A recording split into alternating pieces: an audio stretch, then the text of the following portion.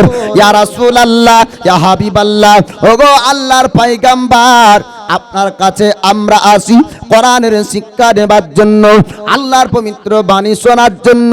কিন্তু আমাদেরকে উপরে রাস্তায় তারা জুলুম করে, অত্যাচার করে, গরিবদের উপর তারা আঘাত করে, চাবকেন তারা আঘাত করে। ইয়া রাসূলুল্লাহ, ইয়া হাবিবাল্লাহ, নবী গো, আমরা তাদের সঙ্গে তো মোকাবেলা করতে পারবো না। দয়ার নবী, মায়ার নবী, তিনি জগৎবাসীদেরকে আপনার শিক্ষা দিয়েছেন।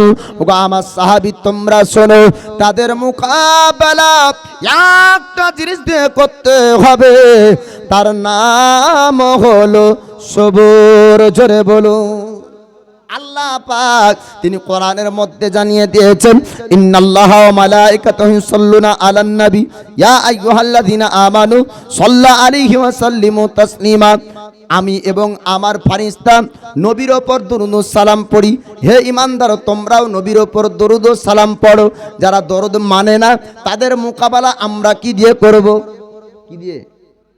কি দিয়ে করব? সবরের সঙ্গে, তরবারি দিয়ে না, প্রত্যেকটা মোকাবেলা করব সবর দিয়ে। ইসলামের উপর কোন মুসলিম যদি আপনার কোন কি করে, তরবারি আমরা উঠাবো না। আমাদের দ্বীনের নবী শিক্ষা দিয়েছেন, তোমরা সবরের সঙ্গে মোকাবেলা করো। নিশ্চয় অবশ্যই সবরকারীর সঙ্গে আল্লাহ আছেন। জোরে বলুন সুবহানাল্লাহ। ইন্নাল্লাহা মাআস সাবিরিন, নিশ্চয় অবশ্যই সবুরকারীর সঙ্গে আপনার আল্লাহ আছেন। আল্লাহর উপরে আমরা আপনার ভরসা করি। দয়ার পয়গম্বর বললেন, ও আমার সাহাবীরা, তোমরা ধৈর্য রাখো, তোমরা সবর করো। তাদের সঙ্গে মোকাবেলা করা যাবে না, যুদ্ধ তাদের সঙ্গে হবে না, তাদের সঙ্গে জিহাদ হবে না। আল্লাহ নবী হাবিবুল্লাহ তিনি অশান্তিকে শান্তিতে পরিণত যিনি করেছেন, তিনি হলেন আখেরি জামানার পয়গম্বর। অশান্তির জায়গাতে শান্তি আনতেন, তিনি হলেন আমাদের দ্বীনের নবী মুস্তাফা। যেখানে ঝামেলার সমস্যার সমাধান করবেন কি দিয়ে? দয়ার নবী, মায়ের নবী উত্তম পরামর্শ দিয়ে করেছেন। নবীর বয়স 25 বছর, তো তার আগে পূর্বের ঘটনা কি ছিল? খানদানে খানদানে যুদ্ধ লাগতো। জাঙ্গে ফজরের পরে নবী মীমাংসা করেছিলেন, কোনো সমস্যা হলে তোমরা তরবারি দিয়ে মোকাবেলা করবে না, বরং পরামর্শ অনুযায়ী মোকাবেলা করো। তো মক্কাবাসীরা বলেছিল, মুহাম্মদের ফায়সালা হলো উত্তম ফায়সালা। ঝামেলাতে দয়ার নবী বলতেন, আলোচনা মাফিক সমাধান করো। এ শিক্ষা জগৎবাসী পেয়েছে আমার নবীর কাছ থেকে। সাহাবায়ে কেরাম বললেন, হুজুর, তবে আমরা কি করব? আমাদের উপায় কি আছে বলুন বলুন। আল্লাহর নবী হাবিবুল্লাহ তিনি আপনার দিকে সাহাবীদেরকে আপনার পাড়াতে শুরু করলেন। হাবশায় আপনার সাহাবীরা যান, মদিনাতে আপনার সাহাবীদেরকে পাঠান। দিকের দিক সাহাবীদেরকে আল্লাহর নবী হাবিবুল্লাহ তিনি আপনার পাড়াতে শুরু করলেন। আল্লাহর নবীর শ্রেষ্ঠ সাহাবী, নাম তার আবু বকর সিদ্দিক, তিনি মক্কার জমিন থেকে চলে যাবেন। কেননা মক্কার জমিনে সাহাবীদের উপর জন্ম হয়, কোরআন পড়তে দেওয়া হবে না। আবু বকর সিদ্দিক তিনি মক্কার জমিন ছাড়বেন, মাথায় পটলা নিয়ে যাচ্ছেন, মাথায় সামান নিয়ে যাচ্ছেন। একজন ব্যক্তি দাঁড়িয়ে গেলেন, ও মুহাম্মদের সঙ্গের সাথী, ও আবু বকর, আপনি মক্কার জমিন কেন ছাড়বেন বলুন?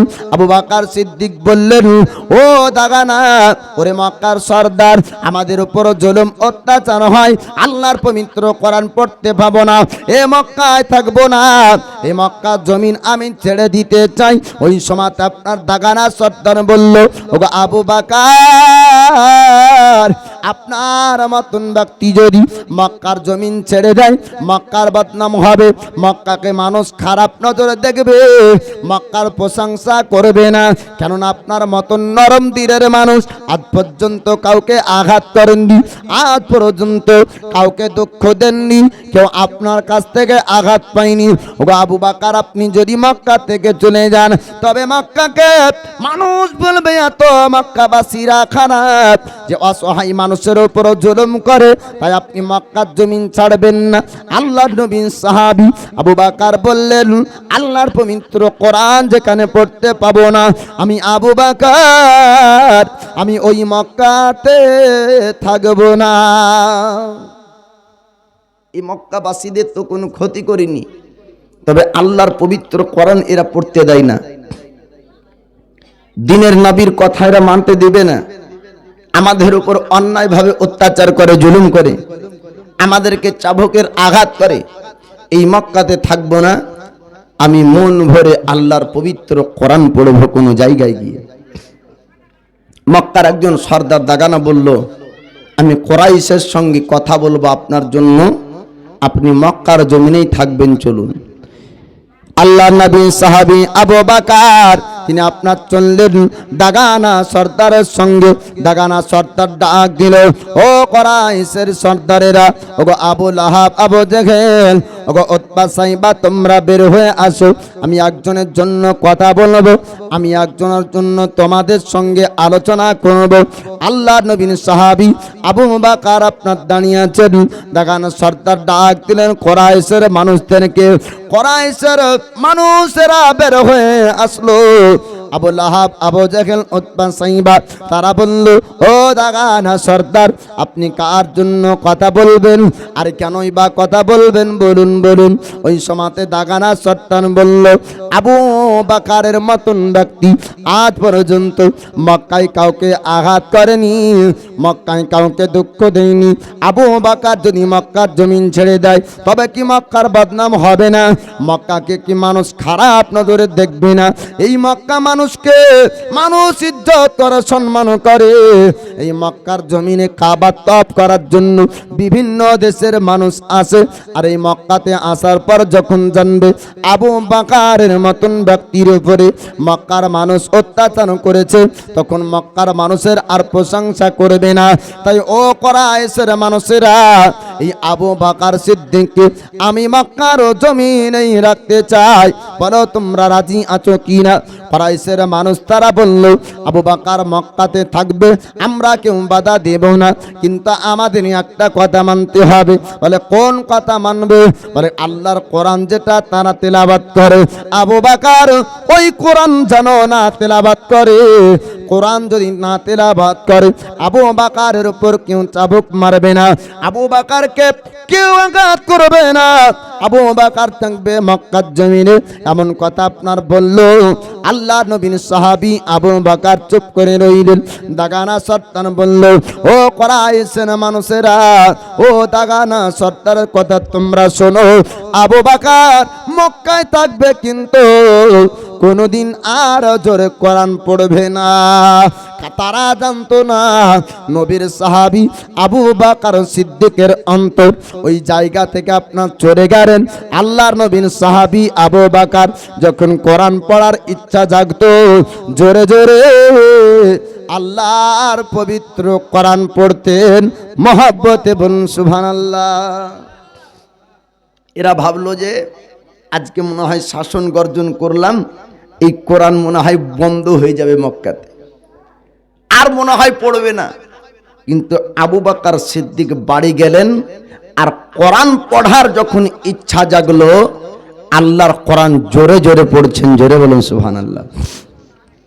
জোরে জোরে আপনার কোরআন যখন পড়তে শুরু করলেন, কুরাইশের বাচ্চারা আর মক্কার আপনার মানুষেরা তারা চিৎকার করে বলল, আয় আয়, মুহাম্মদের সঙ্গের সাথী একজন কি সুন্দর কোরআন তেলাওয়াত করে, আবু বকরের কোরআন শোনার জন্য এক অপরকে ডাক দেয়।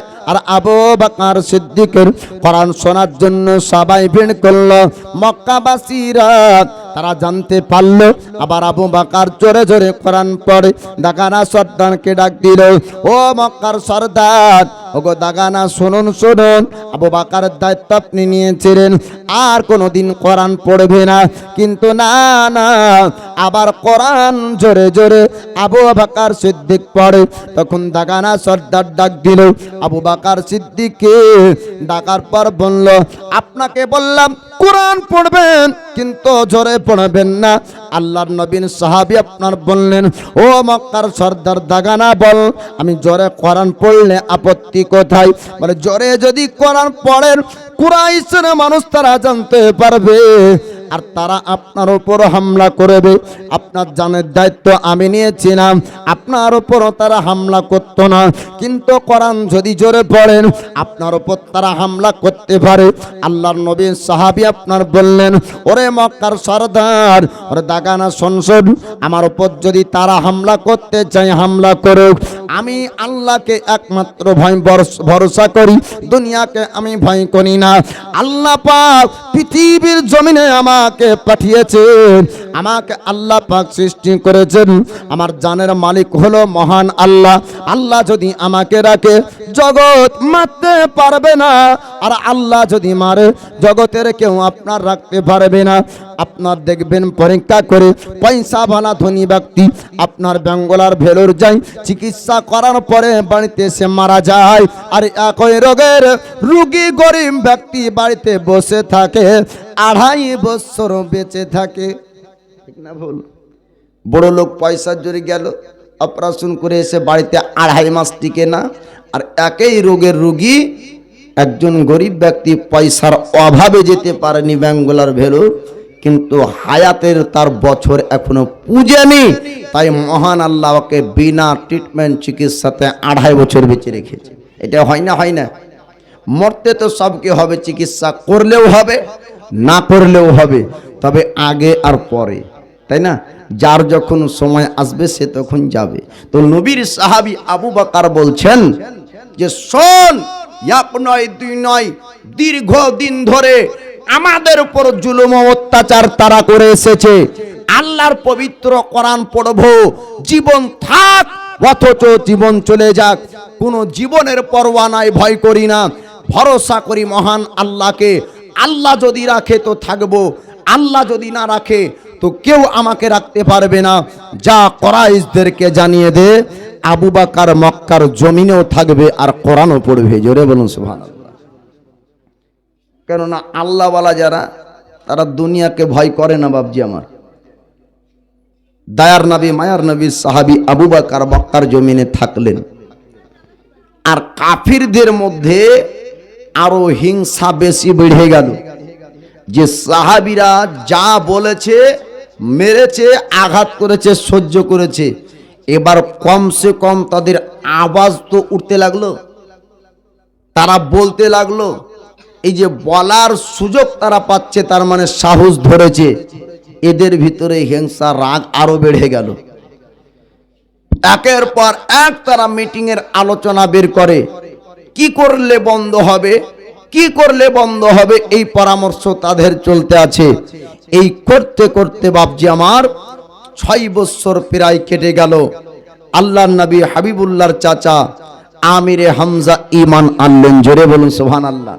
একই বছরে 2 জন ব্যক্তি বাহাদুর ঈমান আনলেন, একজন আমিরে হামজা আর একজন হলেন উমারে ফারুক। উমারে ফারুক ওই সময়তে ঈমান আনলেন। মক্কাবাসীদের মধ্যে বড় একটি মাহেদা করলো, মাহেদার মিটিং করলো, কি যে এদের ওপরে একটি বড় সিদ্ধান্ত নিতে হবে, চূড়ান্ত ফয়সালা করতে হবে, নচেত বন্ধ হবে না। কি করতে হবে? বলে মোহাম্মদকে জানে মারো, তাহলে ইসলামের প্রচার বন্ধ হয়ে যাবে। বলে ওর কাছে যাবে কে? কারণ যারাই তো আছে তারা জীবন দিয়ে দিবে, কিন্তু মোহাম্মদের কাছে আসতে দেবে না। তো সাহসী ব্যক্তি কে আছে দেখ। তো বলে একজন আছে, তার নাম হলো উমার। উমারকে দেখে মক্কায় সবাই ভয় করত। বল তাকে 100 উট ইনাম পুরস্কার দেওয়া হবে মোহাম্মদের গর্দান যদি কাটতে পারে। রেডি, চল। ওমর আসবে রাস্তায়। মুক্তাসার করে ছোট্ট করে বলি, প্রথমেই বলেছি যে জীবনী খুব বড় জিনিস। ঘোড়ার পিঠে চাপলেন, তরবারে নিলেন, আসছেন রাগান্বিত অবস্থায়, পেলেই মোহাম্মদের গর্দান উড়াবো আর 100 উট পাবো। রাস্তায় নাইম বিন আব্দুল্লাহর সঙ্গে সাক্ষাৎ হলো। কোথায় চলছেন? বলে মোহাম্মদের গর্দান উড়াবো। তাই নাকি? বলে হ্যাঁ। ওখানে তো উসমান গানি আছে, আব্দুর রহমান বিন আউফ আছে, আবু বকর আছে, হযরত আলী শেরে খোদা আছে, আমিরে হামজা দরবাজাতেই থাকবে। ওখানে আপনি যায়েন না, আগে আপনার বাড়ির খবর নেন গে। বলে কেন? আপনার বোন ফাতেমা বিনতে খাত্তাব ওই মোহাম্মদের উপর ঈমান এনেছে। বাড়ির খোঁজ নেন গা, আপনার বনাই আপনার দোলা ভাই সেও ঈমান এনেছে। এর রাগ হয় না না হয়? শরীরে আরো রাগ। হ্যাঁ, আমি যাচ্ছি ওখানে আর আমার বাড়িতে ভিতরে ভিতরে ঈমান নিয়ে চলে এসছে। সামনে না গিয়ে পেছনে বোনের বাড়ি, দরওয়াজাতে আওয়াজ। আল্লাহর পবিত্র কোরআন পড়তেছিলেন ফাতিমা বিনতে খাত্তাব। কোরআনের আয়াতগুলিকে লুকিয়ে রাখলেন। দরওয়াজা খোলা হলো, ভাই প্রবেশ করে প্রথম জিজ্ঞাসা, বোন মোহাম্মদের দিনকে বিশ্বাস করেছ? ফাতিমা বিনতে খাত্তাব বলে উঠলেন, ভাই আপনার রাগান্বিত ফিগার দেখে যদি বাপদাদার ধর্মের মধ্যে থাকতাম তো মিথ্যা বলে দিতাম, কিন্তু যতই ভয়ঙ্কর রূপ চেহারা আপনার হোক না কেন আমার জবানে মিথ্যা বের হবে না, কারণ আমি মোহাম্মদের দিনের উপর আছি। জোরে বলুন সুবহানাল্লাহ। আর আমাদের পটল তোলা বেগুন তোলা হাত, আর এই মুখে যে কত মিথ্যার কত গীবত যে করি। বাপজি আমার, জবানকে হেফাজত রাখুন। দয়ার নবী সাহাবীদেরকে বলেছেন, তোমরা জবানের গ্যারান্টি দাও, আমি নবী তোমাদেরকে জান্নাতের গ্যারান্টি দিব। আর এই জবানে বাপেরাও ভুল করে, মায়েরাও করে, ভাইয়েরাও করে। চায়ের দোকানে বসলে গিবাদের শেষ নাই। গিবাদ করাতে যতটা গুনাহ, পাশে শোনার পরে তাকে সমর্থন করাতে অতটাই গুনাহ। আর মায়েরা বলে কি, মেঘের মুখে ঝাঁটা মারি বাঢ়ন মারি, পানির মুখে ঝাঁটা মারি বাঢ়ন মানে মানে ওর গম ভিজে গেল তো পানির মুখে ও ঝাঁটা মারবে। আল্লাহ পানি দিচ্ছে আর ও ঝাঁটা মারবে বানিকে? করে না করে না? ঝড়ের মুখেও ঝাঁটা মারি বাঢ়ন মারি মানে ওর কিছু ক্ষতি হলেও ঝাঁটা বাঢ়ন কিছু তুবে না। তো বাবজি আমার এই জবানকে হেফাজত রাখতে হবে। জবানকে হেফাজত করলে বহু অনেক কুফরি কালাম থেকে বাঁচা যায়। একটা পাবলিক জানেই না, সাধারণ মানুষ, যে জবানে কত বড় গুনাহ করলো ওর হিসাব আজ লয়, কিয়ামতের দিন যাবে তখন বুঝবে। তো বাবজি আমার, দয়ার নবী মায়ার নবীর জীবনী পূর্ণ ঘটনা অনেক লম্বা, তো মুক্তাসার শুনুন। ফাতিমা বিনতে খাত্তাব বলছেন, আমি মোহাম্মদের দিনের ওপরে বিশ্বাস করে মুসলমান হবার পর থেকে মিথ্যা সমস্ত গুনাহের মা, এ মিথ্যা আমার জবান দিয়ে বের হবে না। আমি মোহাম্মদের দিনকে বিশ্বাস করেছি। জোরে বলুন সুবহানাল্লাহ। চাবুক বের করে মারতে শুরু করলেন, পিঠ দিয়ে রক্ত বের হতে শুরু হলো। তারপরে ফাতিমা বিনতে খাত্তাবের জবান থেকে অস্বীকার করাতে পারেনি যে এ দিনকে ত্যাগ করব। বলে, ভাই জীবনকে যদি কোরবান করতে হয় নবীর দিন থেকে বের হব না। জোরে বলুন সুবহানাল্লাহ। বহনায় আসলো, তাকেও মারতে শুরু করলো। বোন আর বহনাইকে মারতে মারতে মারতে মারতে আল্লাহ যাকে হিদায়াত দেয় কোনো না কোনো মাধ্যম আল্লাহ বানিয়ে দেয়। ওমরে ফারুক হিদায়াত পাবেন। তোমারে ফারুকের অন্তর আস্তে আস্তে নরম হচ্ছেন। ফাতেমাকে বলছে, ফাতেমা দরওয়াজাতে রাগান্বিত অবস্থায় ছিলাম, কিন্তু একটি কানে আওয়াজ আসছিল, মধুর আওয়াজ। এ আওয়াজ কোন আওয়াজ বল? মানে আল্লাহর পবিত্র কোরআনের আওয়াজ। জোরে বলেন সুবহানাল্লাহ। বোন একটু তেলাওয়াত করে শোনা, আমি শুনতে চাই। তেলাওয়াত করলেন, ভাই মনোযোগ সহকারে শুনলেন। এ বাণী যদি এত সুন্দর হয়, যার কাছ থেকে পেয়েছিস এ বাণী, তিনি কত সুন্দর। জোরে বলেন সুবহানাল্লাহ। চল মোহাম্মদের কাছে যাব। দয়ার নবী মায়ার নবীর কাছে ওমরে ফারুক। দরওয়াজায় আওয়াজ। আমির হামজা শুনেছেন যে আজ ওমর আসছে নবীর গর্দান কাটতে। দরওয়াজায় পিঠ লাগিয়ে দিয়েছে, জীবনকে কোরবান সাহাবায়ে কেরাম করবেন নবীর জন্য। দরওয়াজায় আওয়াজ পাওয়ার পরে আমির হামজা বলছে, ওমর আজকে মোহাম্মদের গর্দান কাটতে এসেছিস, কিন্তু তোর গর্দান বাড়ি যাবে না। আমি আমির হামজা থাকা সত্ত্বে তুই আমাদের নবীকে আঘাত করবে, এটা অসম্ভব। দয়ার নবী বললেন, আমির হামজা কি চাচা, আপনি দরওয়াজা খুলে দেন, কারণ মহান আল্লাহ পাক নবীকে ইলমে গায়ব আতা করেছেন। জোরে বলুন সুবহানাল্লাহ। আল্লাহ পাক আল্লাহ তাআলা আমার নবীকে আপনার ভবিষ্যতের বক্তা করে পাঠিয়েছেন। অতীতে যা ঘটেছিল আমার নবী আপনার জানতেন, আর কিয়ামত পর্যন্ত যা ঘটবে ওটাও নবী আপনার জানতেন। আপনারা চিন্তা করবেন আমাদের কথা কি নবী জানতেন না? বলে হ্যাঁ, আপনাদের কথাও নবী জানতেন, ভারতের কথা নবী জানতেন, মুর্শিদাবাদের কথা নবী জানতেন, নদিয়ার কথা আপনার নবী জানতেন, আপনার বাংলাদেশ, পাকিস্তান, সারা পৃথিবীর কথা আপনার নবী জানতেন। আল্লাহর নবী হাবিবুল্লাহ তিনি আপনার বলেছেন, মহান আল্লাহ পাক ডান হাতের আমার তানুতে কিয়ামত পর্যন্ত যতজন ব্যক্তি জান্নাতি হবে তাদের নাম ও পরিচয় দিয়েছেন, জোরে বলুন সুবহানাল্লাহ। বাম হাতের তানুতে কিয়ামতের সকাল পর্যন্ত যতজন ব্যক্তি জাহান্নামী হবে তাদের নাম ও পরিচয় আল্লাহ পাক আপনার দিয়েছেন। তাই নবী বললেন, ওগো আমিরে হামজা, আপনি দরওয়াজা খুলে দেন, ওমরকে ভিতরে আসতে দেন। ওমর ফারুক আপনার ভিতরে প্রবেশ করলেন। প্রবেশ হওয়ার পর বললেন, ও হুজুর, আপনার কাছে এসেছি আল্লাহর পবিত্র কোরআনের আয়াত আপনার কণ্ঠে শুনতে চাই। নবী আপনার কোরআনের আয়াত শোনালেন। আল্লাহর নবী বললেন, ওমর, আমাকে মারার জন্য কি রওনা হয়েছে? দুই চোখ দিয়ে পানি ঝরতে লাগলো ওমর ফারুকের। বলে, হুজুর, সামনাসামনি কোনদিন আপনাকে দেখেনি। ওগো আখিরি জামানার পয়গম্বর, ওগো আল্লাহর হাবিব, আপনি আল্লাহর নবী, আপনার ওপর ঈমান আনতে চাই। আপনি কালেমা পড়ে আমাকে মুসলমান বানিয়ে দিন। কালেমা পড়ে আপনার যখন মুসলমান ওমর ফারুক আপনার হয়ে গেলেন। ওমর ফারুক বললেন, হুজুর, বলেন আমাদের আল্লাহ ইনি আপনার সত্য কিনা? বলে, হ্যাঁ, আমাদের প্রতিপালক রব সত্য। বলে, আমাদের দিন সত্য কিনা? বলে, আমাদের দিনও সত্য। বলে, হুজুর, সত্য ধর্মের প্রচার হবে, আর গোপনে না, এবার প্রকাশ্যে প্রচার হবে, জোরে বলুন সুবহানাল্লাহ। ওমর ফারুক বলছে, সামনে কে আসবে দেখবো, তোর আবুল আহাব, আবু জেহেল, উতবা, সাইবা সবার মোকাবেলা করব, চিন্তা নাই, চলেন প্রকাশ্যে ইসলাম প্রচার হবে, রাস্তায় খুলে আম প্রকাশ্যভাবে, আর গোপনীয় নাই। ওমর ফারুক আসার পরে ইসলামের সাহাবীদের জোশ জুনুন জজবা বেড়ে গেল, জোরে বলুন সুবহানাল্লাহ। এবার মক্কাবাসী তারা চিন্তায় পড়ে গেল। দুইজন ব্যক্তি বাহাদুর যোদ্ধা, দুইজন সাহসী ব্যক্তি মুসলমান হয়ে গেছে, একজন আমির হামজা আর একজন হলো ওমর ফারুক। আর গোপন থাকবে না, প্রকাশ্যভাবে ইসলামের প্রচার হবে। ইসলামের প্রচার আপনার প্রকাশ্যভাবে হতে শুরু হলো। পুরো মক্কার মানুষদের মধ্যে আলোচনা হলো, মুহাম্মদের দিনকে যারা বিশ্বাস করবে তাদের সঙ্গে আমাদের আদান প্রদান বন্ধ করতে হবে, তাদেরকে আমরা বয়কট করব, তাদেরকে আমরা আগ্রহ করব, তাদেরকে আমরা আলাদা করব।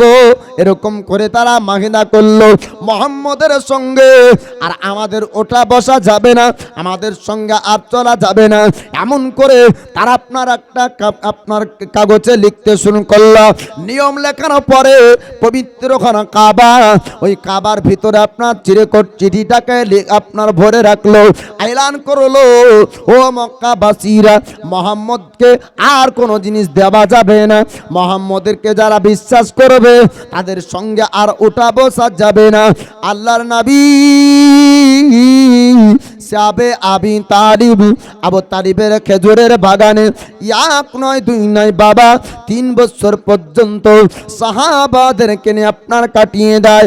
আল্লাহর নবী হাবিবুল্লাহ 3 বছর থাকলেন আপনার খেজুরের বাগানে। ওই জায়গাতে আপনার অনেক কষ্টের সঙ্গে জীবন যাপন করেছে। আল্লাহর নবী হাবিবুল্লাহ তিনি আপনার আবু তালিবকে বলেছিলেন, ওগো চাচা আবু তালিব, আপনি কি ওই মাহেদা মিটিং এর জায়গায় ছিলেন? বলে, হ্যাঁ, মিটিং এর জায়গায় ছিলাম। বলে, ওই কাগজটা যে লিখছিল, বলে কি কি লিখেছে বলুন বলুন। ও ভাতিজা মুহাম্মদ, তোমাকে তারা কোনো জিনিস দিবে না, পান করা জিনিস তোমাকে দিবে না, কোনো খাদ্য দিবে না, আর তোমার সঙ্গে তারা কথা বলবে না, উঠা বসা কিছু করবে না। আমার নবী বললেন, চাচা গো, তারা নিজ হাতে কাগজে লিখেছে, আল্লাহর ঘর পবিত্র কাবাতে ভরে রেখেছে। ওই কাগজ থাকবে কিন্তু কাগজের ওপর লেখা নাই। নবী আন্দাজে বললেন, গাইবের খবর বললেন যে কাগজটা আছে কাবাতে কিন্তু লেখা নাই। আবু তালিব মনে মনে রেখে দিলেন কথা, দীর্ঘদিন কেটে গেল, যুবক নওজওয়ানদের জনন জাগলো মক্কাতে। কুরাইশ খানদানের যুবকেরা আন্দোলন করলো কি, যে মোহাম্মদকে যারা আলাদা করে বাগিচা বাগানে মাঠে পাঠিয়েছে তাদের বিরুদ্ধে আন্দোলন, অর্থাৎ আবু জেহেল আবু লাহাব উতবাদের বিরুদ্ধে।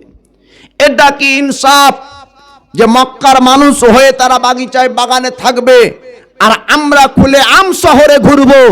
এটা ইনসাফ হতে পারে না। সে যেই ধর্মেরই হোক না কেন তার নিজের মুলক, নিজের দেশ, নিজের জায়গাতে থাকবে। এটা যুবকরা আন্দোলন করলো বাপ কুরাইশের। তো আবু লাহাব আবু জেহেল তাদের ভয় আছে, মোহাম্মদ যদি আবার চলে আসে তাহলে ইসলামের প্রচার আবার বাড়বে, আর আসতে দেওয়া হবে না। যুবকদের জনন বলল, যুবকদের দোষ বলে যে আন্দোলন করে মোহাম্মদকে আনতে হবে। ওই সময়তে আবু তালিব বলেছিল, ওগো মক্কাবাসী তোমরা শোনো, আমার ভাতিজাকে তোমরা ঝোঠা বলো, মিথ্যুক বলো, আমার ভাতিজাকে তোমরা যাই বলো না কেন, আমার ভাতিজা সত্য কথা বলে।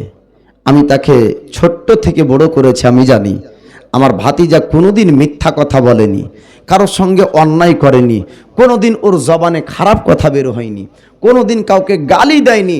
আমার ভাতিজার একটা কথা তোমরা শুনবে, বলে কি, কাগজটা তো তোমরা লিখেছো? বলে হ্যাঁ। আমার ভাতিজা বলেছে ওই কাগজ আছে কিন্তু লেখা নাই। আমার ভাতিজা সত্য বলে না মিথ্যা বলে, আজকে তার প্রমাণ হবে, চলো কাবার কাছে। যুবকরা সুযোগ পেল, তাই হবে।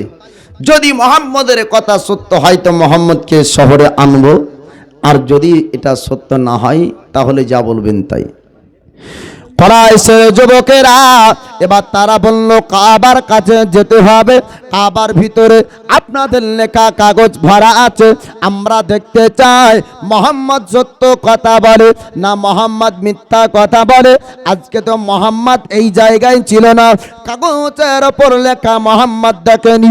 মোহাম্মদ বলেছে কাগজ থাকবে কিন্তু লেখা থাকবে না। মোহাম্মদের কথা আমরা একটু পরীক্ষা করব। কাবার কাছে আপনার যাওয়া হলো, আবু লাহাব আবু জেহেল উতবা সাইবাকে বলা হলো, ও কুরাইশের সরদার, আপনারা কাগজটা বের করুন। বলে আম প্রকাশ্য ভাবে মানুষের কাছে আপনারা কাগজটা পেশ করুন, ওই কাগজে লেখা আছে কি আমরা দেখব। আপনার কাবার ভিতরে তারা ঢুকলো, তাদের মনে সাহস রয়েছে, আমরা কাগজ লিখেছি, কাগজ যদি থাকে লেখাও থাকবে, আর কাগজ যদি না থাকে লেখাও থাকবে না। এমন তারা বিশ্বাস নিয়ে কাবার দিকে আগাতে শুরু করলো। ওই কাগজটা আনার পর পুরো মক্কাবাসী তারা স্বচক্ষে দেখলো কাগজ রয়েছে কিন্তু কাগজে লেখা নাই। জোরে বলবেন না সুবহানাল্লাহ। কাগজ আছে লেখা নাই, মুছলো কে? বলে অটোমেটিক আল্লাহর পক্ষ থেকে মুছে গিয়েছে। তোর নিয়ম তো বানালে কি হবে? মুলুক তো পুরো দুনিয়া তো আল্লাহর সৃষ্টি। জোরে বলে সুবহানাল্লাহ। আমরা হাকিকাত মালিক নয়, হাকিকাত মালিক আল্লাহ। নারায়ে তাকবীর, নারায়ে রিসালাত। একটু আদবে দাঁড়িয়ে যান। নারায়ে তাকবীর, নারায়ে রিসালাত।